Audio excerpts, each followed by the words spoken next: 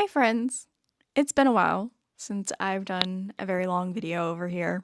I know. And the fact that I've preemptively decided to do this today, kind of hilarious. So, Practical Magic 2 trailer is dropped on Wednesday. And if you know me, I love Practical Magic. It's been one of my favorite movies. It's been one of my favorite book series. I am obviously sitting here in my Lady Moon Co. My Blood, Your Blood, Our Blood shirt. I've got my Jillian necklace on. Like, I have it tattooed on my body, for crying out loud, you guys. I love Practical Magic. I love what Practical Magic has stood for me, which is not just based in witchcraft. It's based on the fact that we as women hold a lot more power than we admit we do, than we realize we do. And that is how I feel about the series, is that that's what it really roots in, is that, yeah, family's great, but like, you have the power to make the changes in your own life. That is how I've always taken this. Alice Hoffman has done an amazing job writing these books. I love them.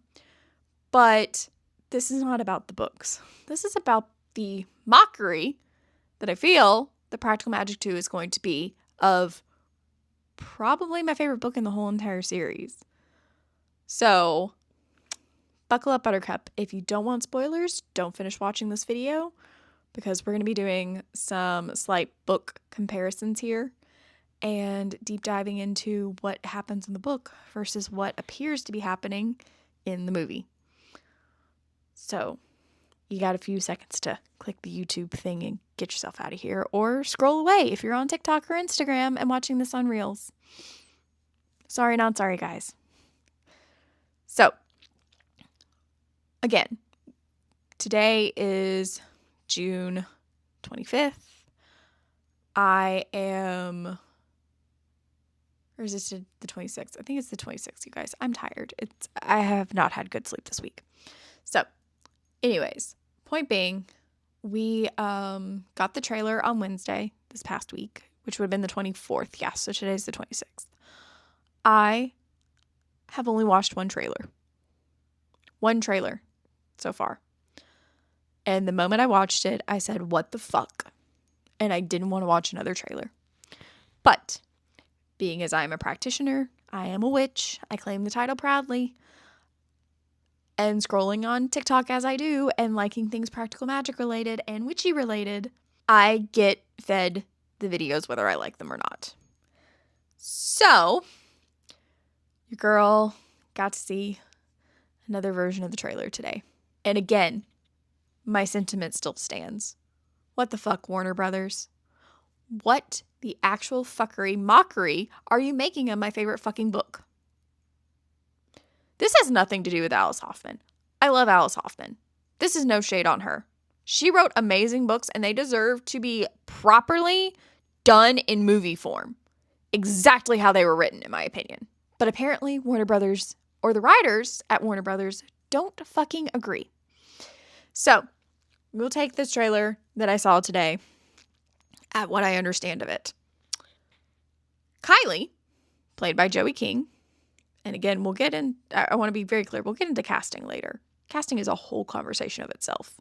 Kylie is confronting her mom, Sally, and her aunt, Jillian, and basically asking, is her boy toy gonna die? Are they really witches?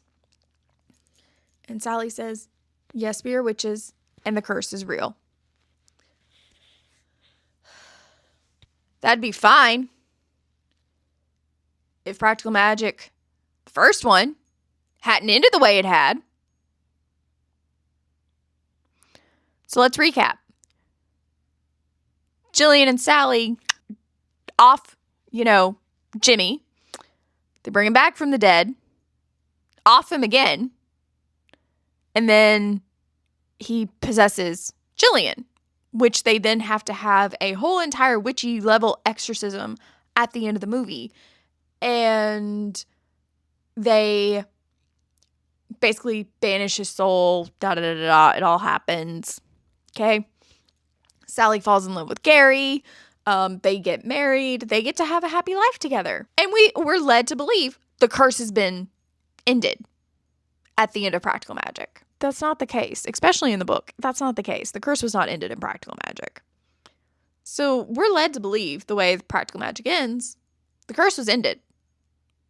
Everything was wrapped up with perfect bows and we don't need a sequel, as much as the rest of us would like a sequel to it.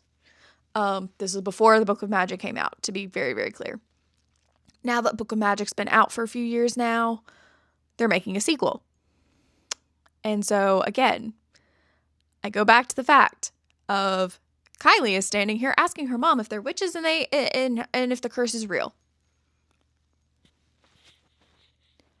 As if Kylie didn't cast a spell in the first movie and gave a kid chickenpox. He was the only kid with chickenpox, by the way, to be very clear.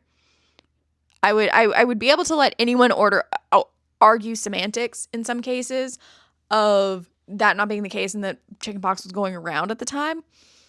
No, he was patient zero and no one else caught it, to be very clear. When this happens, Sally literally turns around, gets on Kylie's level, and says, "We do not cast and we do not toil in people's lives." And Kylie's exact words were back, "No, you don't cast and you probably couldn't even if you tried." Someone who's watched the movie or watches the movie recently, like, tell me if I got that quote perfectly right, because I probably did.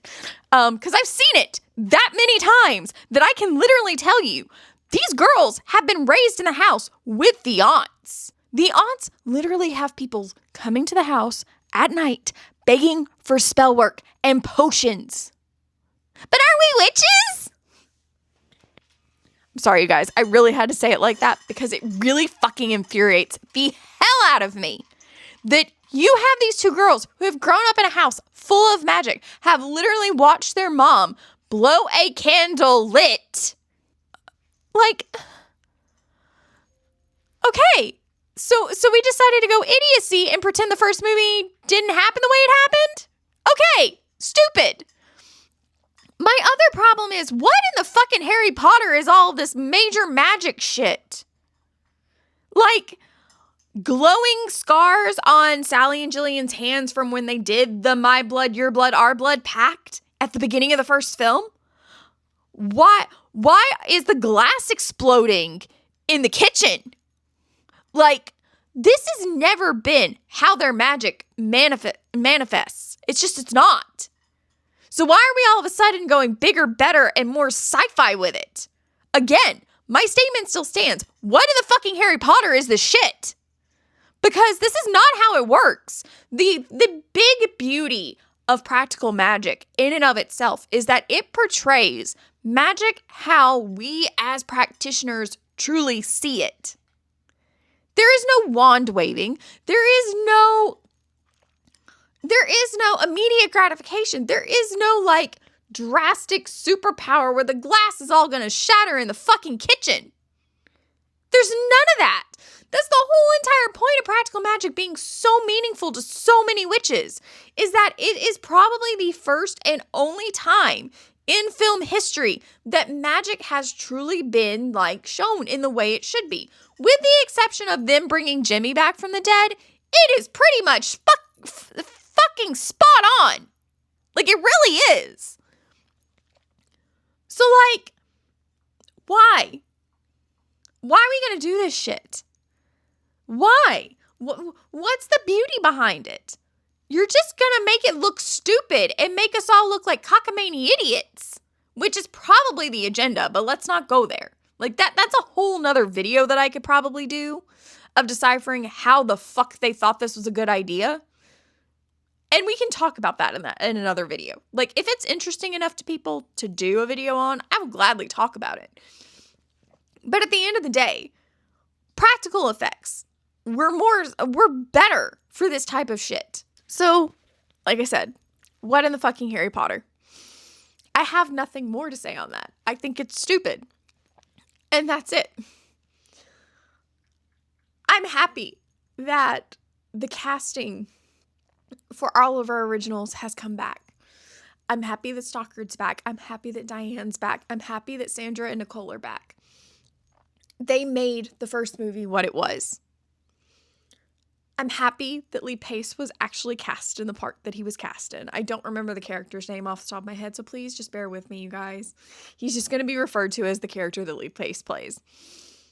Because honestly, that's how I pictured him.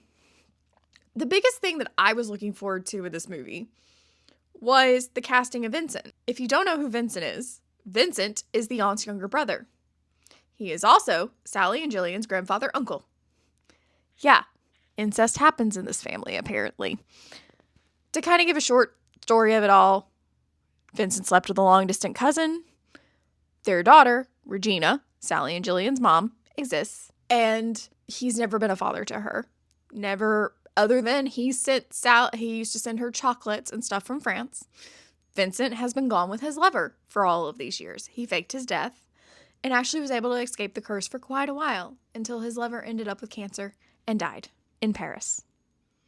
Oh, not Paris, but France in general. I think they ended up living on the coast. I have notes. They're just not in front of me, guys. So, Vincent, who plays a very important role in the book, has not been shown yet in any of the trailers. And honestly, I have a very sneaky suspicion. Vincent's not part of this movie. I have a very sneaky suspicion that his character is going to be consolidated into the character that Lee Pace is playing. But again, Lee Pace, freaking amazing. I am not happy with the casting of the daughters. I say this because we're going to kind of rewind just a teeny tiny bit. So the Book of Magic takes place when the girls are in college. And so early 20s. So only like, and mind you, like that's only like 6-7 years away from Practical Magic, the book, because they were teens. They were like they were in high school or going into high school when Practical Magic took place. So like it's only been like maybe 10-ish years, maybe like somewhere between 5 and 10 years between Practical Magic and the Book of Magic. It's been nearly 30 years since Practical Magic was filmed. In that case, I would have 100% given grace of you aging the girls up. Just the tiniest little bit. Not have them in college. Let's make them late 20s, maybe early 30s. You know, the same age that most of the millennials and Gen Zers that watch this movie growing up are right now. Shout out to my 33-year-olds who love Practical Magic. Hi, we're friends now. So yeah, like, you decided to keep them as college-age kids? I am judging Warner Brothers right now. Hardcore. I'm also judging them for casting Joey King as Kylie. When Joey King looks nothing like the ever-glorious and beautiful Evan Rachel Wood, who originally played the character of Kylie. I'd have much rather them aged them up and brought her back. Joey King, actually, in my opinion, should have been casted as Antonia because she has the deer in the headlights eyes that the actress who played Antonia did. It's not me being judgy by any means. It's just facial comparison. Joey should be playing Antonia, not Kylie. And you're probably like, well, what about Maisie? I have no hate to Maisie. I love Maisie. I think she's gorgeous.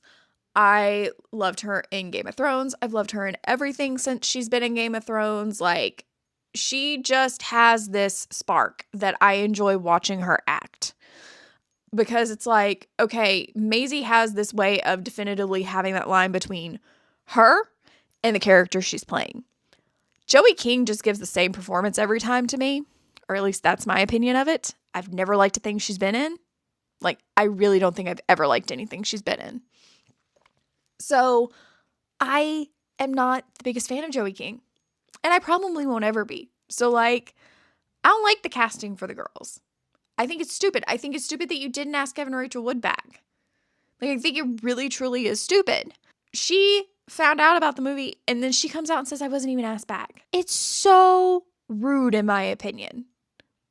I could understand if she had quit acting, and you knew she quit acting and probably wouldn't come back.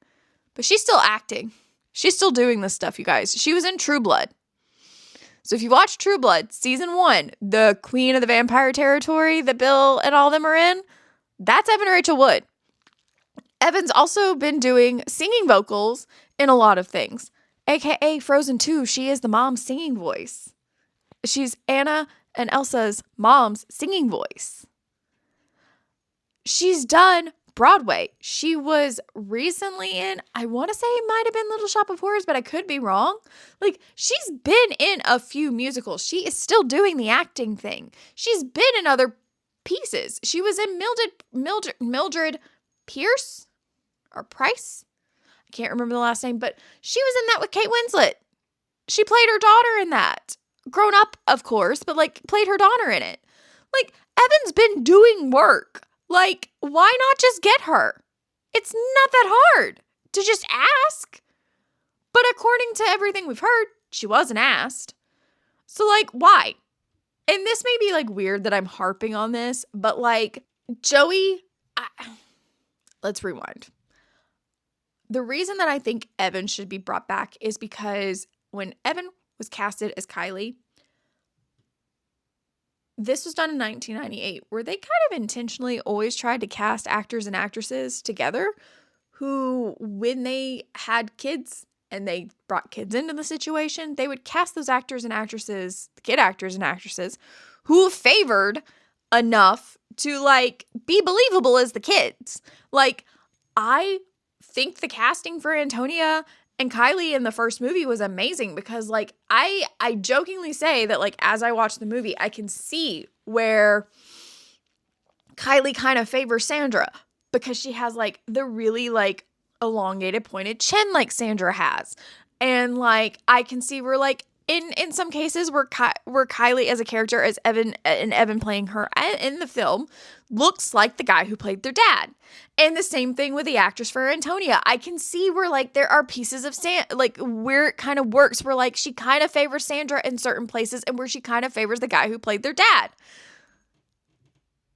Y'all didn't do that this go around. Y'all just said, fuck it all. We're going to cast some younger kids that everyone's going to like or think they're going to like. And you didn't bother to do your research and find kids or find adults who favored Sandra enough. Like, what the fuck? No! It's no shade. It's really not real shade in this case, like, for me. It is just the fact that you went through this process of finding kids to play these characters that so well looked like Sandra and the guy who played Michael. But the minute you decide to do a sequel, all that goes thrown out the door. Like, I don't like a lot of newer movies when they have kids involved because they don't go through this process anymore. Like, it's more of a, like, you know, like, yes, you should be picking the kid who has the best acting talents. I'm not going to say that. But, like, that also comes at a price of, do they favor the people that they're going to be playing the kid of at the same time? And I'm a person who's like, we can get the acting better. You can coach them like crazy. I'd rather them favor the parents and have a lot of acting coaching than have them not favor. Like, that's just personal preference there, you guys. Maybe I'm wrong. I don't care.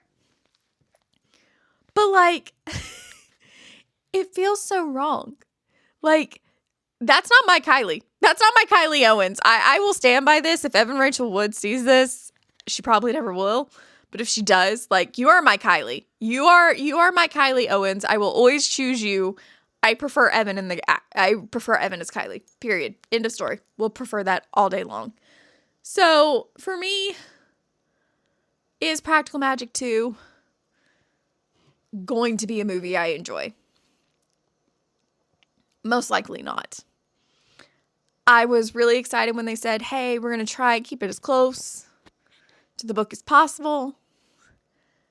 I get that some things have to be changed, but that's not the stuff that I can't live with. I can live with changes like that. Like, I get that because Practical Magic, the movie, was not adapted 100% based on the book Practical Magic, there are things that we have to change in the Book of Magic, because there's a lot of stuff that's going to be referencing that book that have to be adjusted and changed for.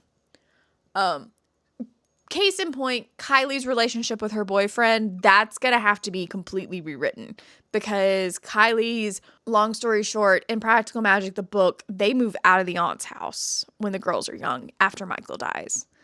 And they move to a completely different town. Different county, actually. No one knows who the Owens are. And then they move back in Practical Magic, or in the Book of Magic. But Kylie has friends from that town, and that's where, like, her longtime best friend becomes her boyfriend. And so for me, it's like, yeah, there are things that are going to have to be tricked around. Like, Jillian's Chad. I don't think he was named Chad in the book. Also, he's a magician in the book. Like sleight of hand magician. Really, really sweet. They lived in a house together. Like, it's precious. If you haven't read the Book of Magic and you haven't read Practical Magic, you don't have to read the magic. The only reason I would say read Rules of Magic is because you need to meet Vincent and you need to understand Vincent a little bit and what happens to him to kind of get to what happens in book 4. But magic lessons can kind of be left out. I love Maria. I love Maria's story, and it really sets up the world for you. But you can wait. If you really want to try and binge these before Practical Magic 2 comes out, because, like, we've got a couple months, you guys, I recommend at minimum reading the Rules of Magic, Practical Magic, and the Book of Magic. I'm going to call it Practical Magic 2 now. It's like they redid the book and renamed it. They renamed it Practical Magic 2, the Book of Magic. Like, the fuck, why? That was not needed. That was not needed at all. But not the point of all of this video. Point being of it all, based on my analysis of the trailer so far, I don't think this is going to be a good movie. I don't think it's going to be the sequel we all truly wanted. And I say that the sequel that we all truly wanted for those who are diehard Practical Magic fans, have read the books, have seen the first movie, have loved the first movie as much as we have adored it. And now we're walking into this sequel that feels, to me, that it's making a mockery of the craft. And yeah, I at this point in time will say, I don't think I'll own the DVD. I don't think I will purchase it. I will at least go see it in theaters. I have intended to go see it in theaters since I was told that it was coming out. I will probably go with a couple of my friends that are also witches, that we also both love Practical Magic, and see it. And that butt is doing a lot of lifting right there. I feel like Ned Stark right now. Anything before the word butt is horse shit, and that is probably the truth of what I'm about. That's probably the truth at this point, because my butt here is that I don't think it's going to be good. I think it's going to highly disappoint a lot of fans of the first movie. And I also think it's going to disappoint us on a grander scale of how they handle it. So, is it going to end up in my movie collection? Probably not. And this is coming from a cinephile. I love my movies. I love to collect the movies that I love to watch a million times over. Don't care if I've got streaming platforms connected to them. I have the entirety of Star Wars, you guys. I have the entirety of the Aliens movies on DVD. And they're on streaming services, different streaming services all the time. And I still will yank my DVDs out in lieu of watching them on a streaming service. So, again, I don't think it's going to be good.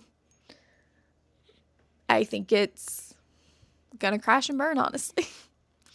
And that's not me hoping that. That is just me saying that, like, based on what I have seen so far, as a diehard fan, and I may be being too judgmental, and at this point I really don't care, but I don't think it's going to be a good movie, you guys. So, with that, I leave you guys to mull with my thoughts. If you've seen the trailers and you have your own thoughts, please drop them down in the comments. I'd love to have respectful discussions about the movie. Because, like, you know, I'm speculating at this point of, like, how I think it's going to be. And this is just based on the trailers that we've seen so far. So feel free to leave it down in the comments. Tell me what you think so far of the trailers. And we'll see. We'll see how it goes. Maybe my predictions are all wrong. And it's going to be a good movie. And that's my hope, is maybe I'm wrong. But trusting my gut feeling, as Gibbs would tell me to do, I don't think I'm wrong, guys. I just don't. And it makes me sad. So, until our next cup of tea, guys.